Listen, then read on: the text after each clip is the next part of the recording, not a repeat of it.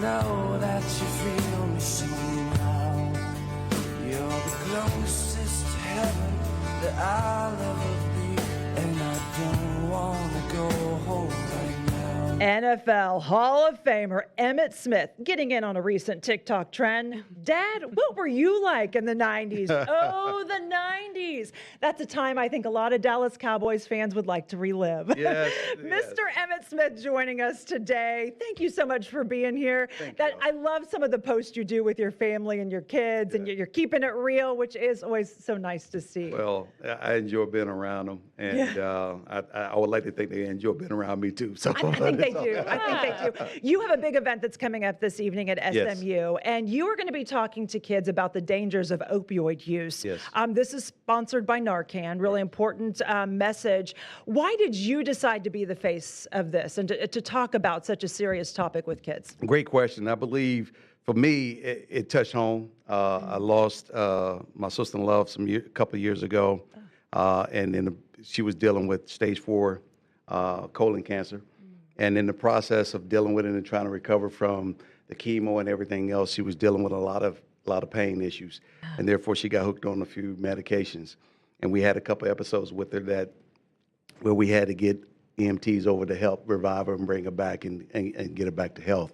And so going through that experience as well, and losing a teammate years ago, Mark Tournay, to some things as well, and so a couple other people that I've known throughout the years have lost either a son or someone close. So this epidemic itself is touching the lives of many people in a lot of different ways. And so it felt natural for me to step in, and considering that they wanted someone to help, I was a natural fit. And so I don't have a problem bringing awareness to a situation where it has truly impacted me. I like being involved in things that I like to use and things that I like to help other people understand what's out there, and that's what we're trying to do, just spread awareness around it. I love hearing your heart behind that initiative as well. So you just mentioned you team up with a lot of different products. Some of those brands are Tostitos, Pepsi, Old Spice. How do you decide which products that you endorse? Things that I truly believe in, things that I use myself, and not only that, but things that have a way of impacting the world in a different way. This is one of those. When you start talking about human life, the things that we can do to help another person is spreading awareness around certain things that people might not know that even exist. And this is one way to close the gap. When you can get the attention of so many people, whether it's what I've done on Dancing with the Stars, what I've done through the Dallas Cowboys, it gives me the ability to speak to a large group of folk that follow me and et cetera. And if I can just touch one person's life, one way or another, and they can touch another person's life, that's how the message should continue to grow. And when you've been impacted by something of this magnitude, you touch a lot of people's lives, and you don't realize how many people's lives that you touch. I just left a studio where a guy told me on the way out, my brother had to go through this twice. And Narcan has been one of those situations that saved his brother twice. And so one thing about opioid overdoses or drug overdoses, drug addiction and everything, no one is exempt from it. But what we can do is prepare ourselves just in case something actually happened. Or that's why the Ready around you, exactly. That's why the Ready to Rescue campaign truly exists. It truly does. Well, such a great campaign. I'm going to take you back for a minute. I'm going to take you way back, like to high school. Here we go. We got some pictures of you. I'm not going to look. You haven't aged. Look at that handsome guy there. So, that was black and white. That's when we didn't have all the pixels that we have right now. I found these photos. I'm curious, as you're talking to, college kids and high school kids too, what do you wish that kid right there knew back then? That's an easy question. I wish back then we would have learned financial literacy back then.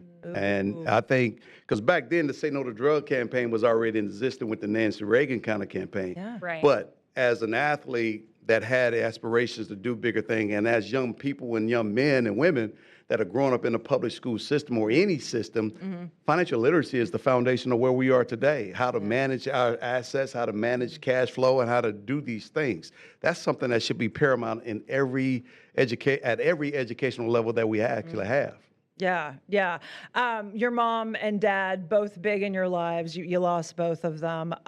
What advice did they give you that you're now, or is there anything that they've told you that you've tried to pass on to your kiddos? Well, my mom was, she gave me, she saw that I was moving up in the rankings through high school and so forth. So she just, one day I was doing math work or doing something, doing some homework, and I said, I can't get this. And she looked me square in the eye and said, I don't want to ever hear you say you can't do this. You can do whatever you want to do if you set your mind and heart to it. You have to apply yourself. And that's one of the things that she said. And from that point on, I just tried to apply myself in different areas. My father gave me a lesson in terms of how to see a different perspective on how to become great. And great is in the mind of the beholder. I scored a touchdown one day in Memphis in the end zone where a group of kids was giving me, they were ragging me before the game, and I scored a couple touchdowns in the end zone. I did a little dance to them. Yeah. Then afterwards, my father said, son, what was that? I said, I just wanted to give them a little bit of something since I scored a touchdown. They were saying I wasn't going to do this and everything. He said, son, the great ones don't do things like that. Ooh. Oh, wow. I tell my son, act like you've been there. Exactly. He said, Act like you've been there before. because you're going to score many touchdowns. The best way to shut them up is to continue to score touchdowns. That's And so good. from that point on, Oh, that's good. it made me think about, okay, do I want to do this, be an entertainer, or do I want to be a professional athlete that can be, that's going to do his job and shut him up that way? And that became something that I incorporated in everything that I try to do. So. Yeah, everything. I think that we have a picture now of whenever you officially signed with the Cowboys. Oh, some video. Oh, some the- video. Oh, yeah. I mean, we got to bring the polka dot video is in, incredible. right? You were styling back in the day, dude. I mean, Well, you still are. But I tell people all the time that was before money. Yo. That's when you was rack shopping and so forth. MC Hammer time. That's when you can go to a place called Chess King and buy stuff like that. But and is this so when forth. you knew I made it? Yeah. I've made it. No, I'll make it. no, you really don't know if you make it yet until you establish that you can have a true career. I was just a rookie at that time, unestablished, just drafted with potential. But I had to develop everything else around that and then be there for a long period of time to know that, hey, now I'm established. Not only am I established, but what type of career do I want? How long do I want it? And so those are things that I had to learn, had to shed some stuff, had to drop some people, and had to focus on the end and what it would take for me to get to the end. Like And what your dad told you to focus on. exactly. All goes back to daddy. Exactly. What is your favorite memory from playing with the Cowboys? Probably winning that very first Super Bowl. But there are so many different great memories. good. I mean, I could talk about winning in the Super Bowl, winning that very first Super Bowl, but I can also talk about losing the NFC Championship game. Ooh. Oh, wow. Because losing the championship game against San Fran in 94, 95, it was a humbling but a great experience. In the context of when you are 5 years into the National Football League and you got other players that are getting paid thousands and millions of dollars at the time, the question lingers, are you playing it for the love of the game or are you playing it for the money? Yeah. But when you see your teammates lay it on the line, even though we was down 21 points and have this belief that we're going to fight back and nobody's going to quit, and you see no quit, but you see all fight, and you lose, but everybody keep encouraging each other, that was a beautiful thing to see. And so there's so many great memories on the winning side as well as on the loss side, life lessons that you can learn from. Life lessons. That's great. Let's talk about being a dad. Let's talk about trying to pass on some life lessons as well. I want to. What's harder, winning or like parenting? I'm going to probably say parenting. Parenting by far. Parenting by far, because when you're winning, when I was with the Cowboys, we all were on the same page. Yeah. And it was like a family. And when people made a mistake, we gathered around them. Family's kind of the same way. But here it is, you got young people that got their own mind. They learning the process. They learning other things from other folks because they spend more time in classrooms where they're not learning financial literacy. They got to come home and learn these kind of things. And now you're having a conversation. They're like, what are you talking about? I mean, you don't. They're like, what do you know, Dad? I mean, And they don't appreciate you till you get later. So I That's call true. parenting is delayed gratification. Yeah. When they can become adults, young adults, and now you sit down and they having a conversation.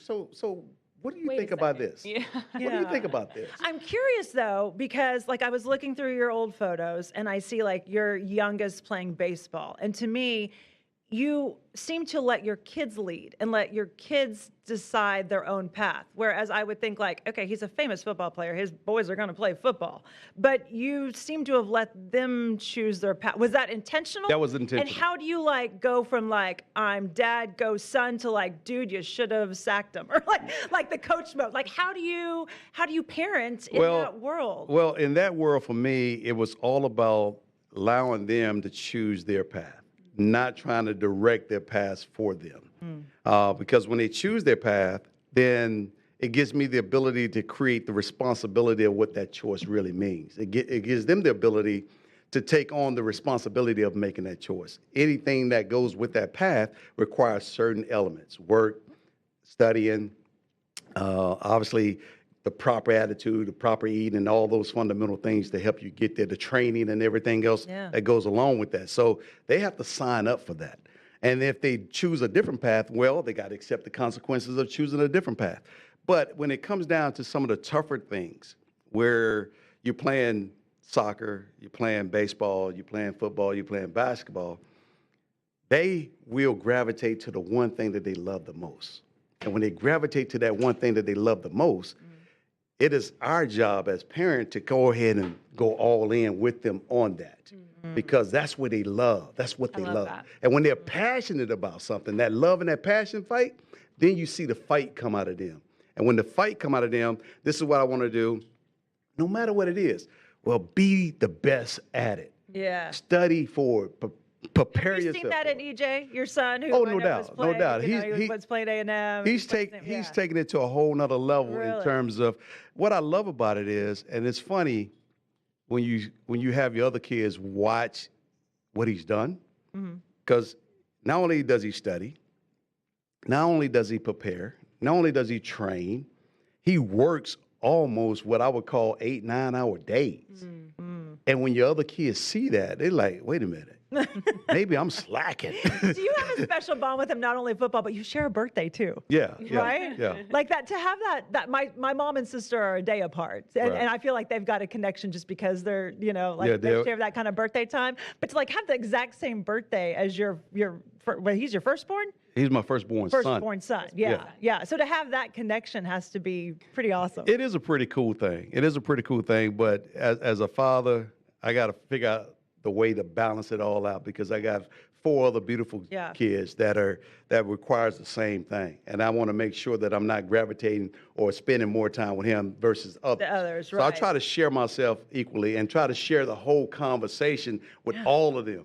Because whatever I tell him, I'm talking to all of them. Right. The same way. They all just have to pick and choose their path. What their path. It may But not there- be football. But It may could not be something football. It may be else. something else. But whatever it is, this is who we are as a family, and this is what we expect.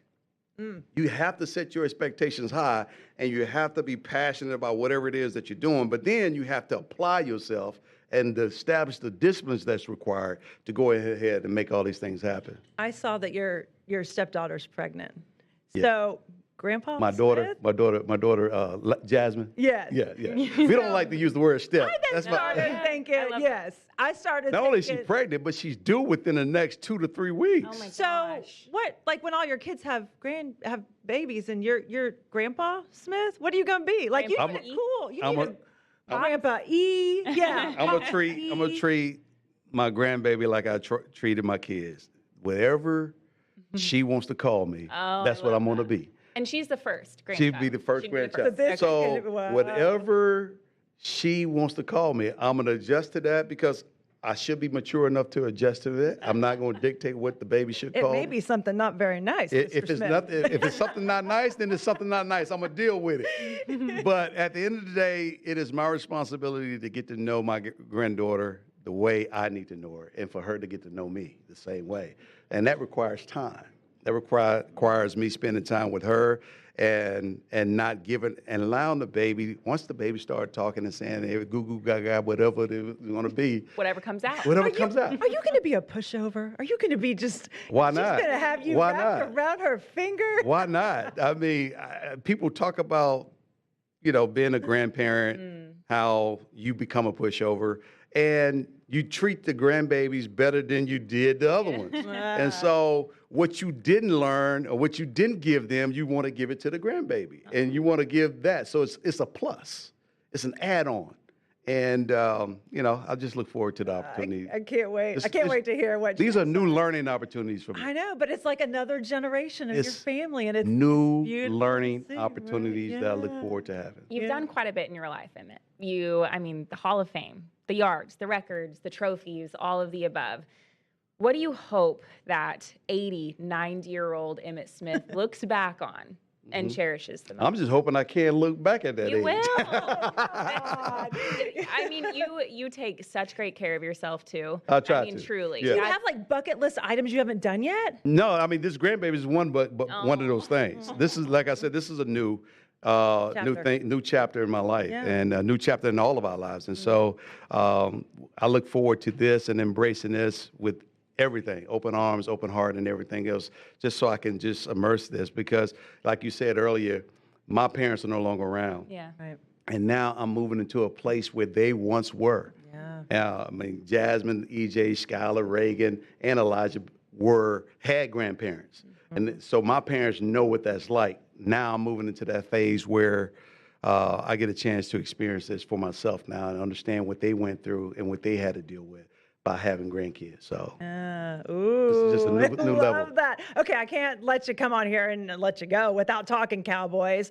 Fans would like to go back to the 90s, as we mentioned. We like those wins again. What is it going to take? What are we going to see changes this year? Like, what does your crystal ball say right now? Well, I tell people all the time, this is too early in the year to try to predict what the Cowboys will look like because we have to get through the era of free agency right now, the time of free agency.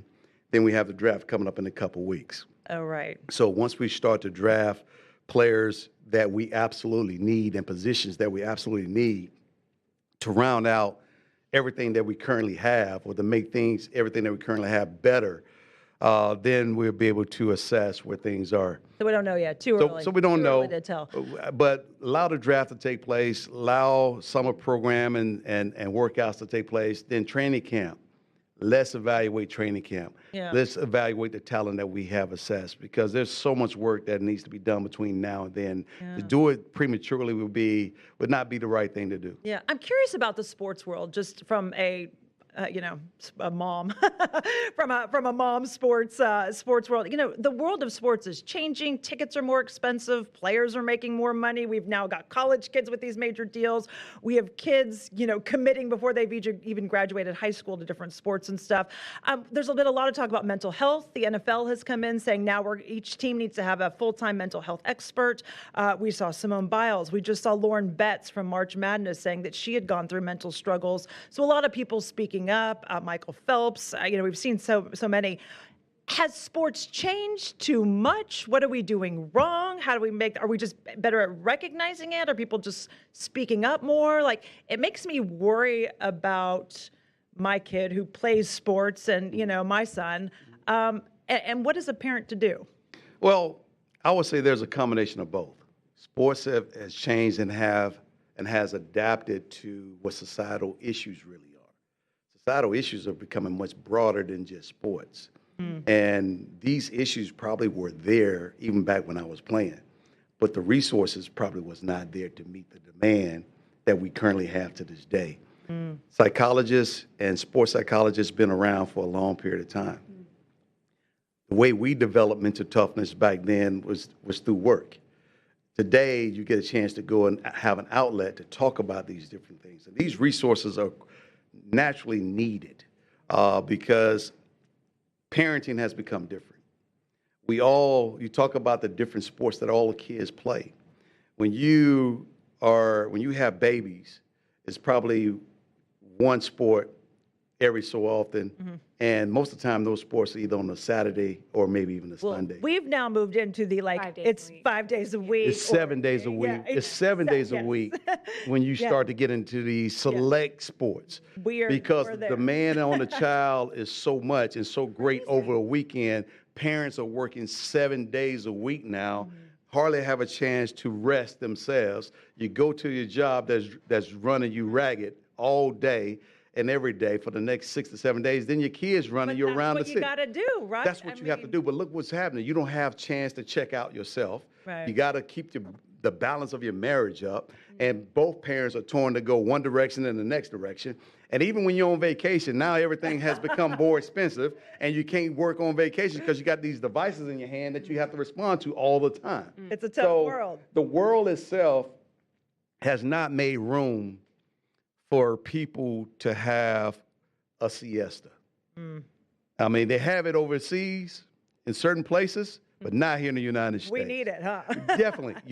Our break does not make up for that time that parents need to check out. Even parents, even husbands and wives, just check out from the kids and so forth.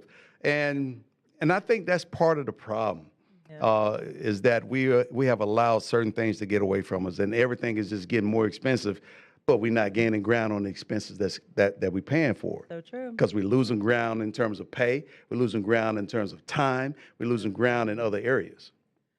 Thank you so much for your time. Thank you for going to SMU. Thank you for Narcan for bringing him in to us as well. And you're making a difference in so many ways. Thanks for being part of our community too, because I know day in and day out you're stepping up and helping so many organizations. Thank you guys.